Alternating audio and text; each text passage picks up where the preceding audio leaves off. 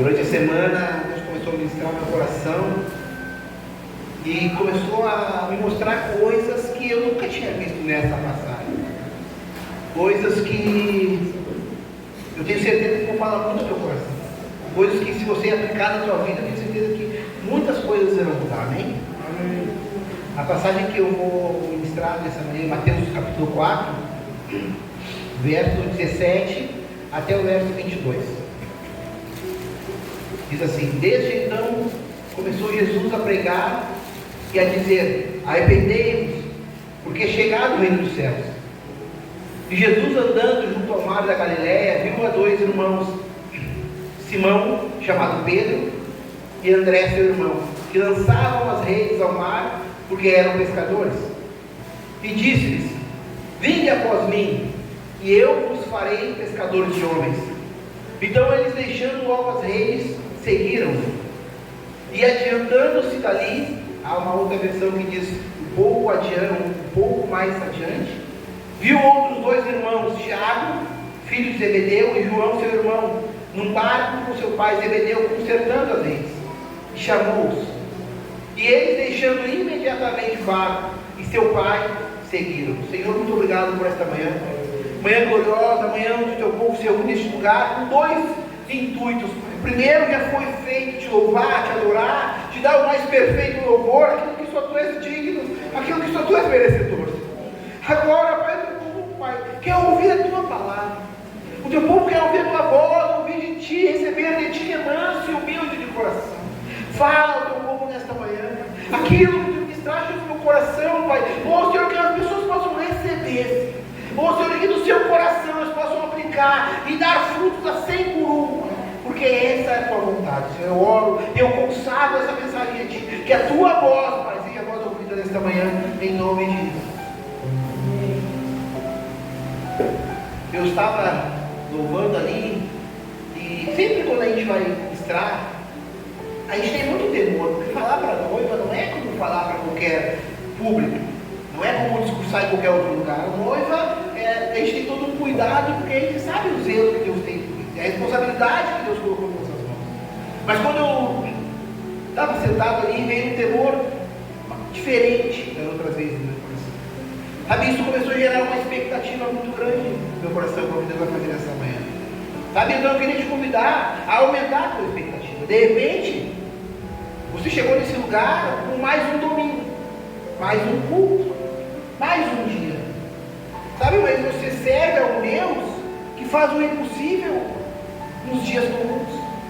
A mensagem que eu vou ministrar hoje não era um dia especial, não era um dia de festa, não era um dia onde o povo se reunia para adorar ao Senhor, era um dia como qualquer outro. Eu ministrei uma vez aqui em Marcos 4, quando Jesus acalma a tempestade, e o texto começa dizendo, naquele dia, já sendo tarde. Era um dia comum também. E Jesus fez um dos maiores milagres que essa terra já viu. Ele aquietou o vento, ele acalmou o mar, ele repreendeu a tempestade. E eles chegaram do outro lado da margem. Num dia comum. Então, na tua coração pode ser mais um domingo, mais um dia comum. Mas sabe que se tu abrir o teu coração nessa manhã, Deus pode fazer o impossível na tua vida. Então aumenta a tua expectativa nessa manhã, amém? Amém.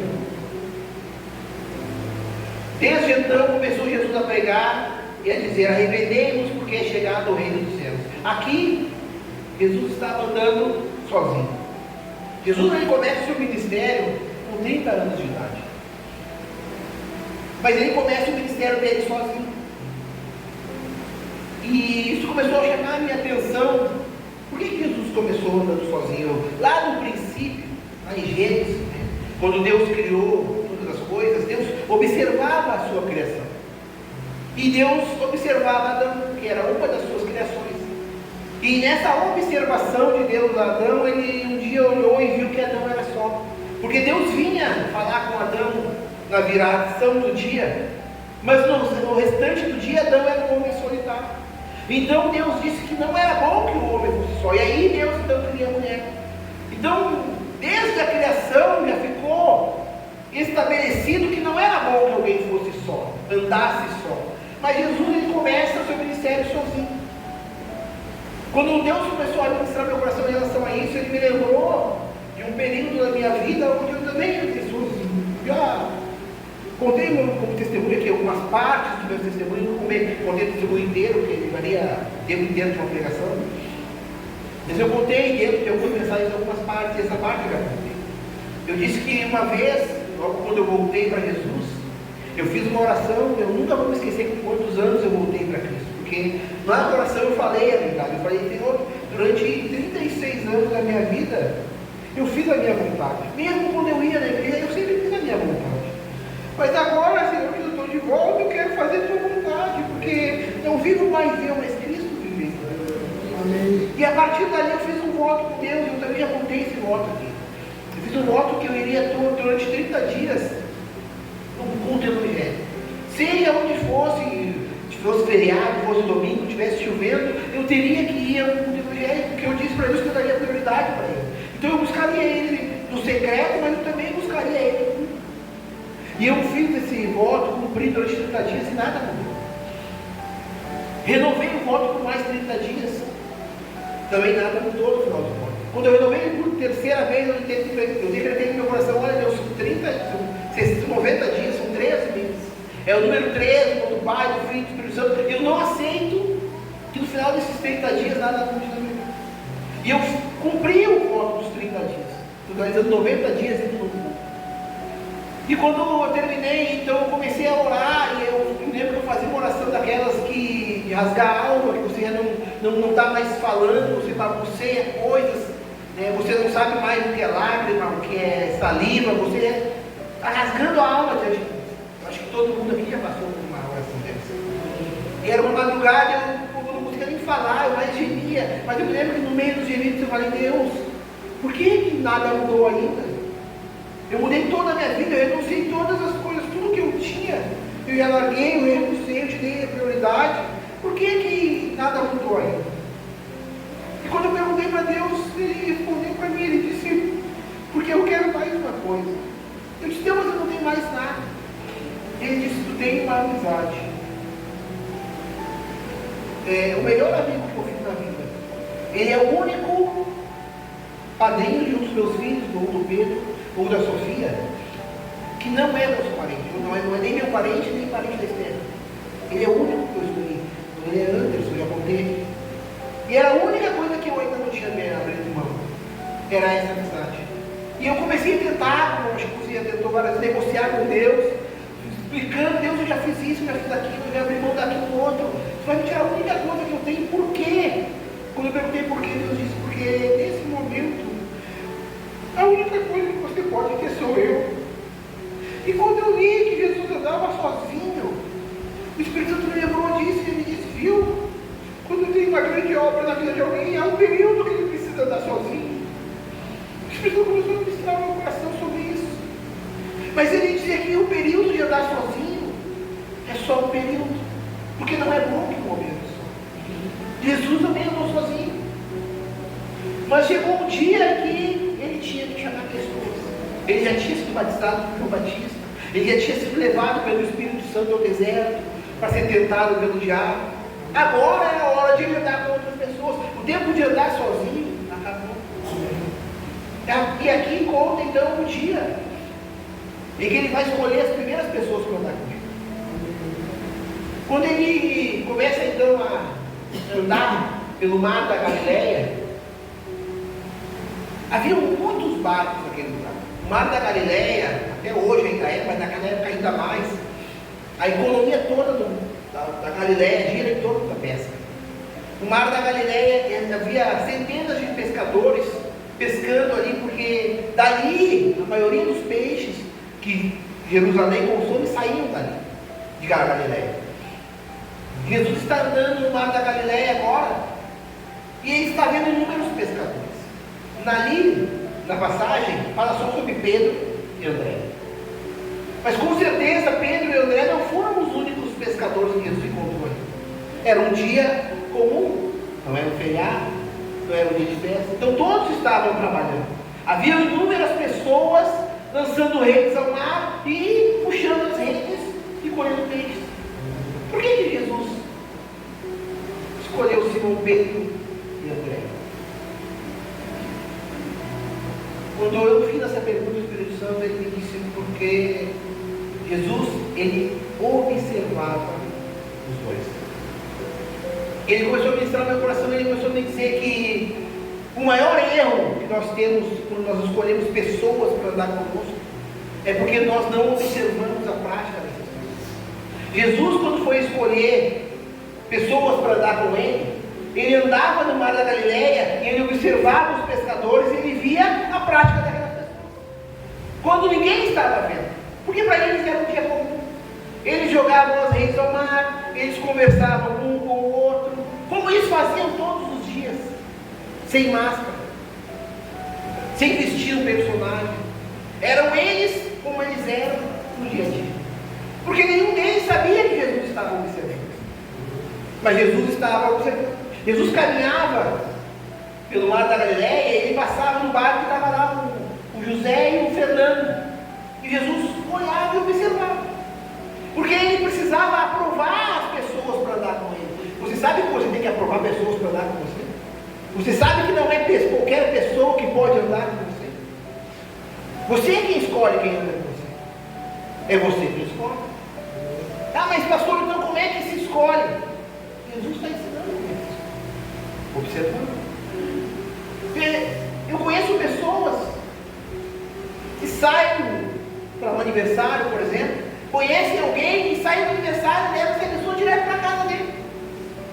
A pessoa dorme lá, no outro dia a pessoa está lá, dali vão para outra festa. Aí tu chega lá e pergunta: ah, mas quem é esse aí? Ah, eu conheci na festa ontem. Tá, mas já está aqui na tua casa? Tu já trouxe para dentro da tua casa para andar contigo? Tu não sabe quem é essa pessoa. Aí acontece de a pessoa trair, da pessoa falar mal, da pessoa contar coisas que acontecem dentro da tua casa para outro, e você não sabe por que aconteceu. É porque você não aplica o que Jesus está ensinando. Não é qualquer pessoa que pode entrar na tua casa, não é qualquer pessoa que pode entrar no teu carro. Sabe, já chegou aos meus ouvidos algumas vezes, sabe, comentários assim: ah, o pastor Wagner é meio sério demais, o pastor Wagner é muito na dele. É porque eu sou observador, o Espírito Santo me ensinou. Antes de trazer qualquer pessoa para minha casa, para o meu ministério, para conviver na minha vida, eu vou observar a prática dessa pessoa. Eu não posso trazer qualquer um para minha casa. Eu, aqui com os meus vizinhos, o senhor Maurício e a esposa dele, eles veem como é o nosso convívio lá. Tirando o dia que tem um culto caseiro, no caso hoje à noite, que é aberto para qualquer pessoa que alguém queira levar, na minha casa muito poucas pessoas frequentam a minha casa. Eu fico muito pouco lá embaixo, onde as pessoas conversam. Por quê? Porque eu estou observando pessoas. Eu não posso começar um relacionamento com alguém de amizade, um relacionamento de companheirismo, sem observar a prática dela. E observando essa prática é que eu vou aprovar ou reprovar alguém para fazer parte da minha vida. Quem ensinou isso foi Jesus. Foi assim que ele fez. Ele andava pelo mar da Galileia observando. E aí ele vê o Fernando e José e reprovar o Fernando e José. Vê lá o Paulo e o Lucas e reprovar o Paulo e o Lucas. Ele vê Pedro e André. Ele chega e vê Pedro e André. E ele faz a mesma coisa que ele fez com todos os outros. Ele observa. Pedro e André não sabiam que estavam sendo observados. É nesse momento que você vê quem realmente pode andar com você ou não. Quando você observa a pessoa sem ela saber que está sendo observada. Aqui é muito fácil ser santo. Olhando daqui, parece que são um bando de anjos. Todo mundo sentadinho, prestando atenção na palavra. Tudo perfeito, bem vestidos. Mas a observação é dessa porta para fora. Aqui dentro todo mundo é santo, todo mundo é cheio de Espírito. Mas dessa porta para fora é que é a observação, para saber quem pode andar comigo. E essa da porta para fora você tem que observar quem pode andar contigo.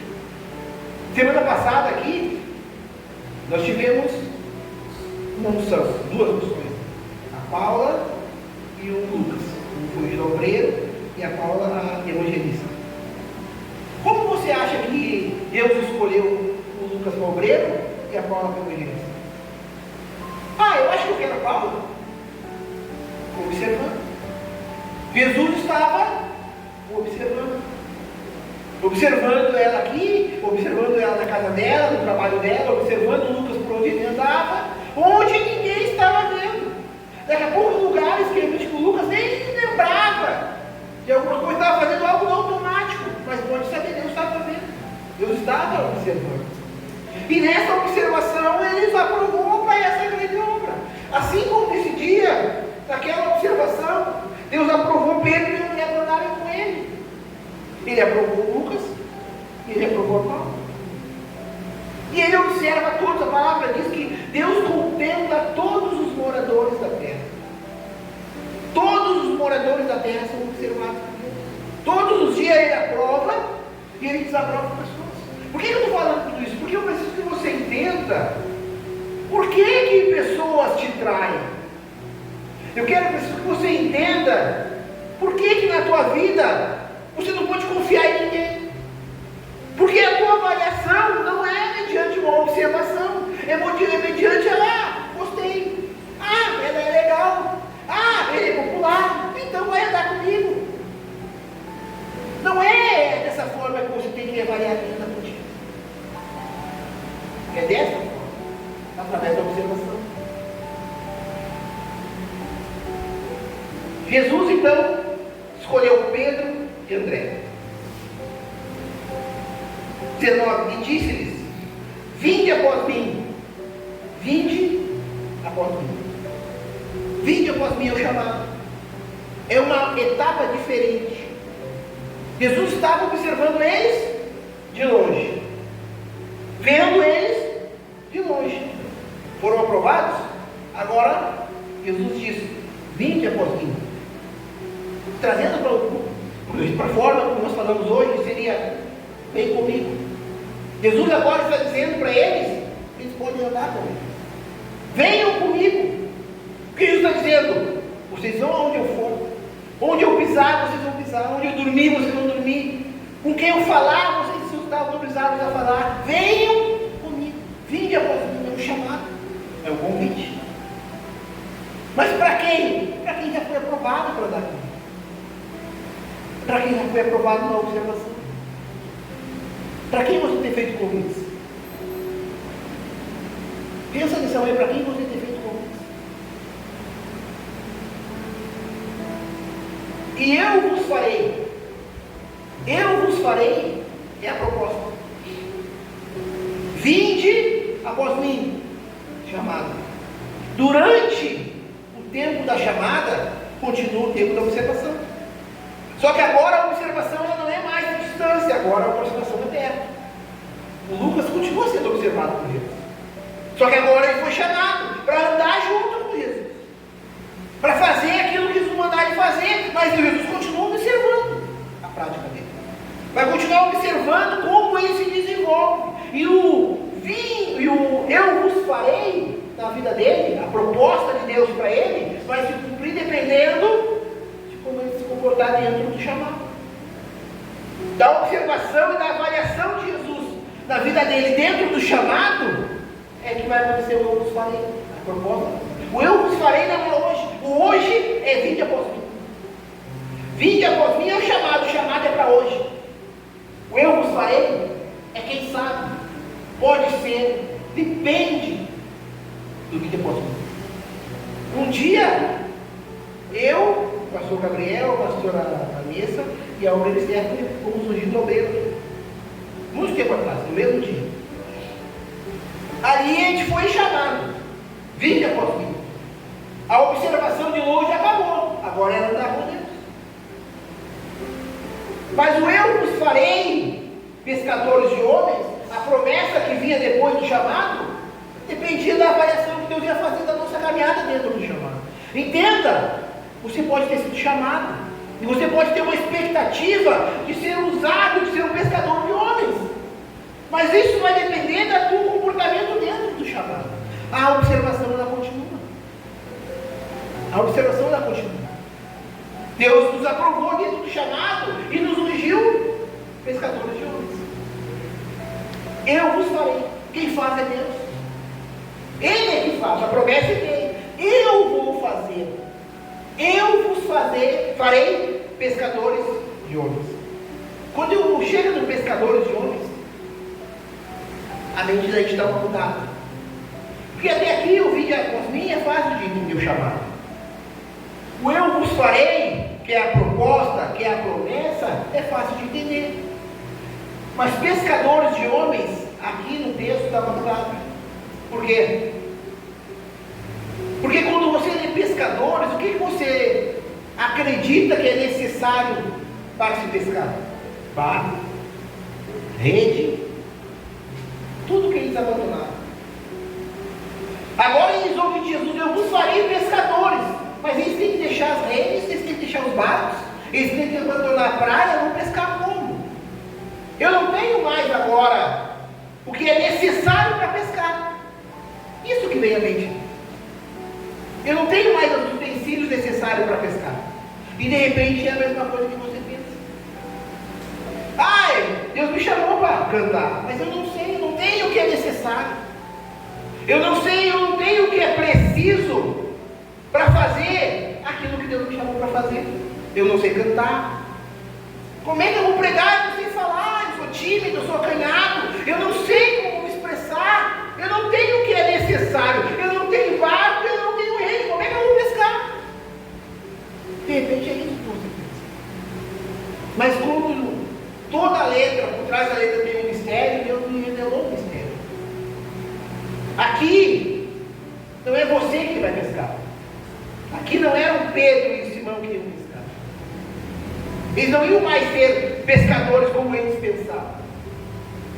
Aqui, o convite eu vos farei, Jesus está dizendo que eles vão se tornar aquilo que eles utilizavam para pescar os peixes.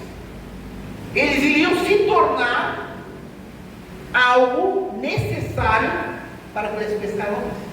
Eles não seriam mais os pescadores, agora eles seriam reis. Agora eles seriam instrumentos usados para pescar homens. Eles não eram mais os pescadores. Os pescadores seriam o próprio Jesus. Eu não sou um pescador de homens, eu sou uma rede. Eu sou lançado pelo Espírito Santo aonde Ele quer, quando Ele quer, da forma que Ele quer e pelo tempo que Ele quer. Eu sou só um instrumento. É isso que buga a nossa mente quando a gente diz: mas como é que eles vão pescar homens? Eles não vão pescar, eles vão ser usados. Você pode ser usado pelo Espírito Santo.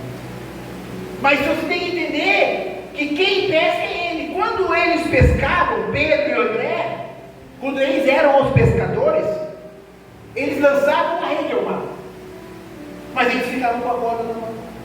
Ou seja, eles ficavam com o controle. Quem controlava a rede era eles. Eles tinham os remos. Quem controlava os barcos eram eles. Agora não. Agora, depois do vinde após mim, e eu vos farei, agora não tem mais controle. Agora quem controla é o Espírito Santo. Agora eles vão ser reis, eles vão ser lançados e o controle está na mão do pescador. E o pescador não é mais isso. O pescador agora é Jesus. É isso que você tem que entender. Quer ser chamado? Quer que eu vos farei se cumpra na tua vida? Você tem que entender isso. Não tem mais controle. Você não tem mais vontade. Porque agora você não é mais o pescador. Agora você é a rede. Agora você é aquilo que é usado para pescar homens, e não é mais na tua vontade. Agora, você vai ser lançado em lugares onde você não gostaria de estar. A rede, ela não é lançada somente em águas tranquilas. A rede é lançada no profundo do mar, onde está tudo escuro, onde não tem luminosidade nenhuma lá no profundo, onde a água é congelante, lá a rede é lançada. Porque lá tem peixe. E tem alguns peixes que só moram na profundidade. Então a rede é lançada lá. Você tem que saber que muitas vezes você vai ser lançado em lugares gelados, em lugares frios, em lugares perigosos. Jesus vai te lançar lá, mas tu vai, porque Ele mandou eu te dizer. Ele vai continuar no controle. Ele nunca vai lançar você num lugar onde Ele não vai ter o controle é dele. No momento certo, na hora que ele quiser, ele pode puxar, o controle é dele. Ele sempre teve o controle. De repente ele te lançou no teu trabalho. Um lugar ruim. Um lugar que você não tem estar, um patrão endemoniado, um colega que fica pegando no teu pé, pessoas que ficam te humilhando. É o pior lugar para você. Mas ele te lançou lá, porque lá tem peixe. E ele quer pegar aqueles peixes. E só que você fica murmurando. Você fica orando, pedindo para ele te arrancar de lá. Mas a vontade dele é te lançar lá. Para pegar pessoas que você também não era flor que se cheira de vir para cá. Você também perseguia pessoas. Você também não era um peixe bonitinho. Mas alguma rede foi lá e pescou você. E agora, o pescador, que é quem tem o controle, lançou você num lugar que você não gosta. Mas você tem que entender que eu vos farei é a vontade dele, não é a tua. De repente, na faculdade, na escola, lugares onde parece que é o pior lugar do mundo. Você, quando vai se arrumar para ir para aquele lugar, você já começa a se sentir mal, você já começa a ficar para baixo, porque você sabe que vai chegar lá e vai se incomodar. A rede não escolhe onde ela é lançada, porque onde ela é lançada tem peixe. No fundo do mar tem peixe-espada, tem peixe elétrico dá choque. Tem traíra. Eu não sei explicar o que é traíra. Tem tudo isso no fundo do mar. Mas a rede não escolhe, ela pesca todo mundo. Porque o pescador lançou ela lá com um propósito. Entenda, se Deus te botou no lugar, tem um propósito. Tem um fim você está nesse lugar. Você é rede. Só que você está nesse lugar tentando ser o pescador do teu controle. Mas o que Jesus está mandando te dizer essa manhã, ei, eu estou no controle. Amém, Jesus. Você é rede. Eu quero você aí. Quando for a hora, eu vou puxar ele. E quando a rede vier, vai vir cumprindo um propósito, trazendo peixes. Eu lancei você aí. Está difícil aí? Calma. Eu estou no controle. Jesus falava isso muito forte no coração do lugar. Eu estava trabalhando e vendo, e buscando e orando. Jesus falava muito forte disso, porque pessoas vão estar lá. Tem pessoas que vão estar lá que estão querendo desistir, estão querendo abandonar o lugar onde eu lancei elas. Tem pessoas que estão a ponto de sair da faculdade, da escola, do trabalho, lugares que eu lancei a rede lá. E elas ainda não pescaram o que eu quero que pesquem. Diz para elas que eu estou no controle. O controle é meu. Não tem como viver um vinho após vinho. Viver o eu vos farei tendo controle. É uma escolha tua. Porque aqui, vinho após vinho, foi um convite, não foi mal. Foi um convite. Jesus observou Pedro e observou André. E fez um convite, vinde após mim. E fez uma proposta. Eu vos farei. Mas a escolha era deles. Assim como a escolha é tua. Quer viver dentro do chamado? Vai ser avaliado. Foi aprovado? Quer viver dentro do que eu vos farei? Acabou a tua vontade. Não existe mais. Agora é a vontade do pastor. Ele é que tem o controle. Então, deixando logo as redes, seguiram-no.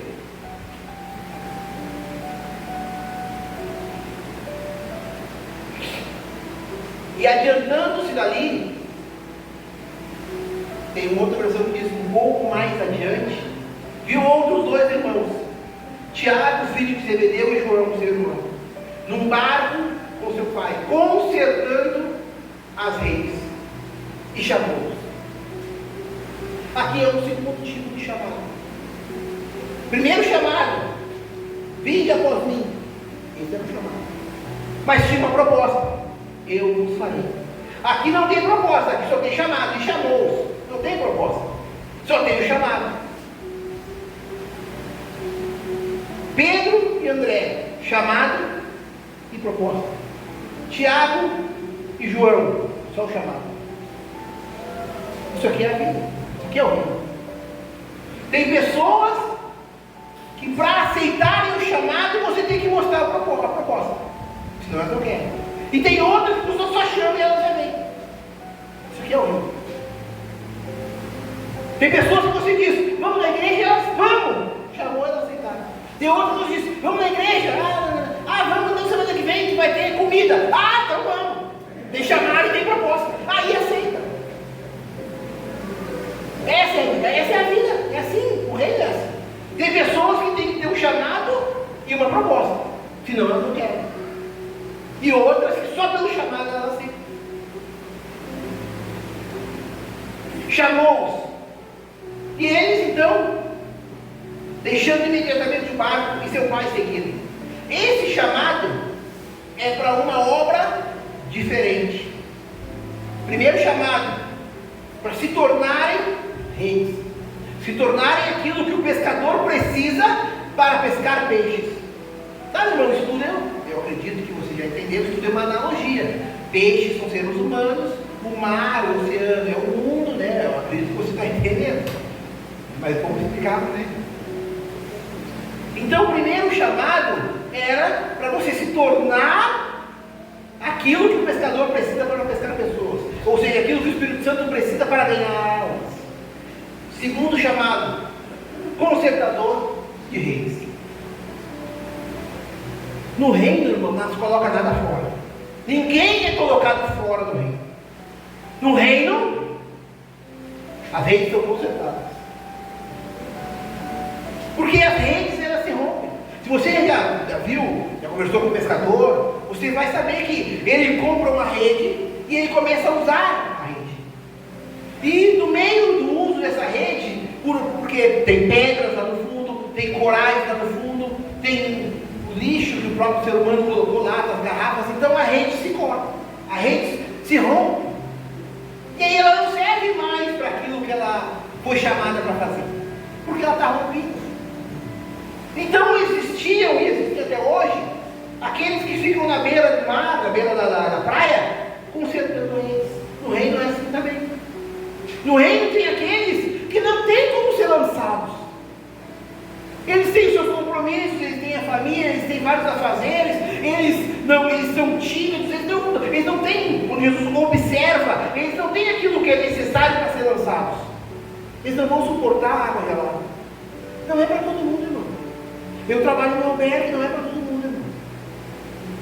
Deficientes físicos, dependentes químicos, pessoas sem instrução, pessoas revoltadas. Tem gente que chega tranquila, mas tem gente que chega lá endemoniada. Não é para qualquer um aquele trabalho.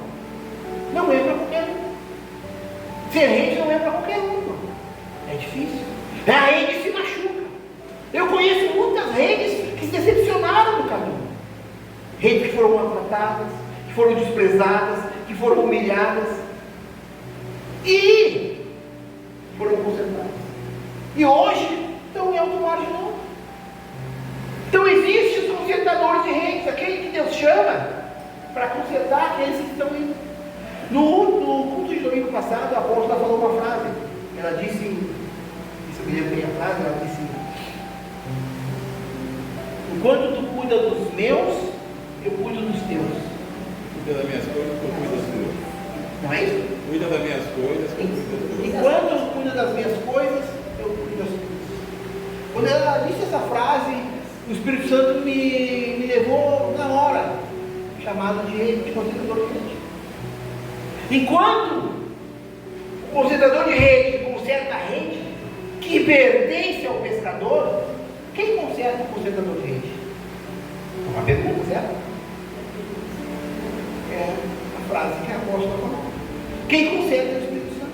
Enquanto ele conserta as redes, o dono das redes conserta o consertador de redes. Esse é o reino.